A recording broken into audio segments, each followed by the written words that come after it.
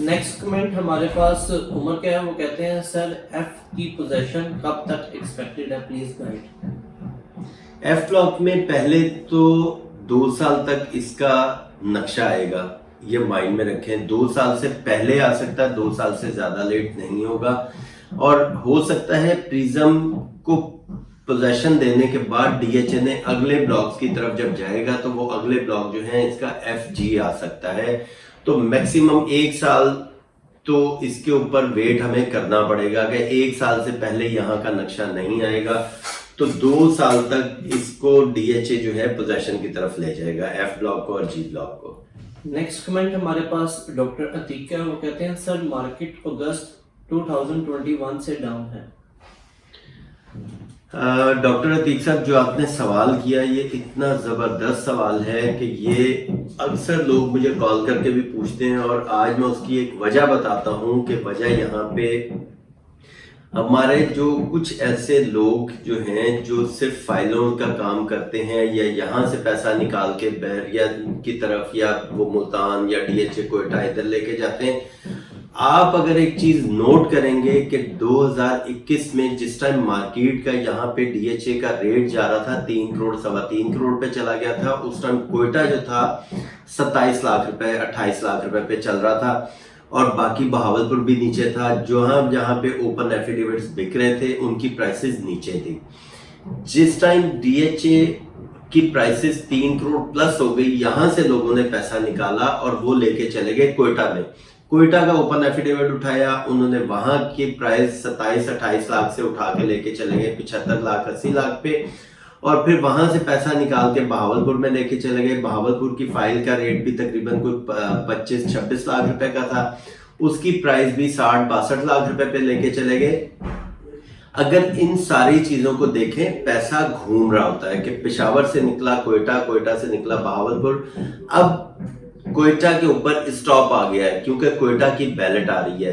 कोयटा की जो बैलेट आनी है उसके अंदर एक चीज याद रखें कि बैलेट सिर्फ हो रही है ये अर्ली बर्ड की, उसको प्लॉट नंबर और ब्लॉक नंबर लगेंगे, बाकी जो एलोकेशन है उसको सिर्फ एक ब्लॉक अनाउंस कर दिया जाएगा। बाकी एफिडेविट जो है वो फिर दोबारा जो है नीचे ट्रेड होने शुरू हो जाएंगे। तो यहाँ पे जो मैक्सिमम प्राइस जानी थी कोयटा की वो जा चुकी है। यहाँ पे कोयटा के एलोकेशन की ट्रांसफर भी 2 मार्च से बंद कर दिया डीएचए ने कि अभी यहाँ पे ट्रांसफर नहीं हो रही क्योंकि डीएचए कोयटा जो है अपने बैलेट की तरफ जा रहा है। तो यहाँ से अब पैसा कोयटा से निकलेगा वापस पेशावर में। जो पेशावर का इन्वेस्टर है, पेशावर का डीलर है, वो पैसा लेके वापस पेशावर में आएंगे क्योंकि पेशावर की प्राइसेस जो हैं वो तकरीबन 50 से 70 लाख रुपए रिवर्स हुई थी। तो यहाँ के इन्वेस्टर या हर जगह के इन्वेस्टर को पता है कि जितनी प्राइस रिवर्स होती है उसने उस मार्केट को, उस हाई को दोबारा टच करना है। तो 60 लाख 70 लाख रुपए अगर मार्केट यहाँ की रिवर्स हुई है कोयटा के बाद इंशाल्लाह ताला, अब जो मुझे नजर आता है कि यहाँ पे पेशावर का नंबर आएगा और पेशावर दोबारा जिस हाई पे जाकर टच हुआ है इंशाल्लाह ताला उससे मजीद बेहतर होगा। नेक्स्ट कमेंट हमारे पास अहमद नवाज का है, वो कहते हैं अस्सलाम वालेकुम सर। वालेकुम अस्सलाम। एफ ब्लॉक में 5 मरला प्लॉट 4 फिगर का क्या रेट चल रहा है? अगर 6 मंथ तक सेल ना करूं तो कितने तक सेल होगा? Please reply, thanks. अकरम साहब, यहाँ पे एफ ब्लॉक में 4 डिजिट का जो प्लॉट है यहाँ पे मिनिमम जो है तकरीबन कोई 56-57 का 60 डिमांड की जाती है। यहाँ पे अभी ये प्राइस चल रही है। प्राइस ये 2021 में बहुत ज्यादा बेहतर हुई थी। उस टाइम ये 4 डिजिट जो प्लॉट थे ये 75 लाख रुपए पे चले गए थे, 75 से भी प्लस जा रहे थे, लेकिन ये प्राइसेस रिवर्स हुई हैं, काफी ज्यादा रिवर्स हुई हैं। तो ये अभी जो है प्राइसेस काफी नीचे है। अब 6 महीने तक मेरा ख्याल है कि डीएचए प्रिज्म को पोजेशन दे चुका होगा और अगली मूवमेंट डीएचए की जो है वो जी एफ की तरफ होगी। तो जी और एफ की प्राइसेस बेहतर होने के चांस हैं। फहद गिलानी का जो है कमेंट का रिप्लाई भी इसी में ऑलमोस्ट ओवर हो गया। उनका कमेंट था sir keeping up lot in F is a good investment, please guide. So next comment हमारे पास सादिया हरून का है, वो कहती हैं नोट क्लियर।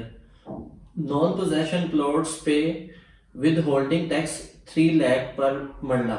अब सेक्टर एफ जी में 5 मरला पर बायर को कितना टैक्स देना पड़ेगा? क्योंकि आपने वीडियो में मेंशन किया है कि पहले ये 40,000 था। अच्छा देखें, जो FPR रेट लेके आता है ये पर मरले का रेट लेके आता है।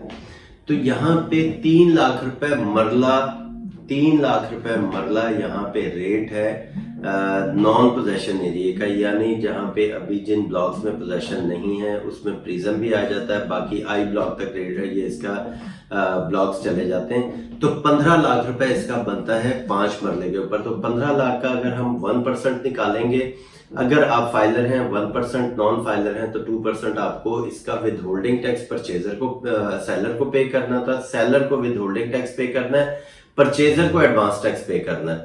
परचेजर फाइलर है 1%, परचेजर नॉन फाइलर है 2% टैक्स पे करना पड़ेगा। इतना बड़ा कोई फर्क नहीं आया इसके ऊपर। इसकी प्राइसेस अभी भी बहुत मुनासिब है FPR की।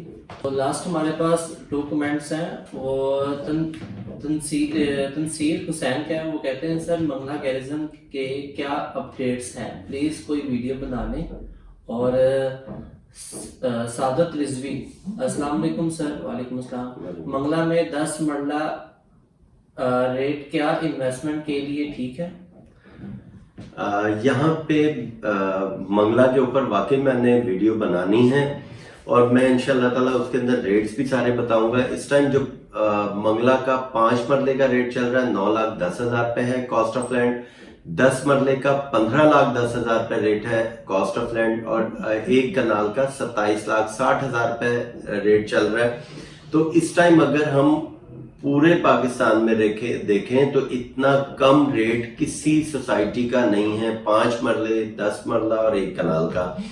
तो 5 मरला 9,10,000 रुपए का कॉस्ट ऑफ लैंड का हमें एफिडेविट मिलता है, उस एफिडेविट को आप ट्रांसफर करवा सकते हैं।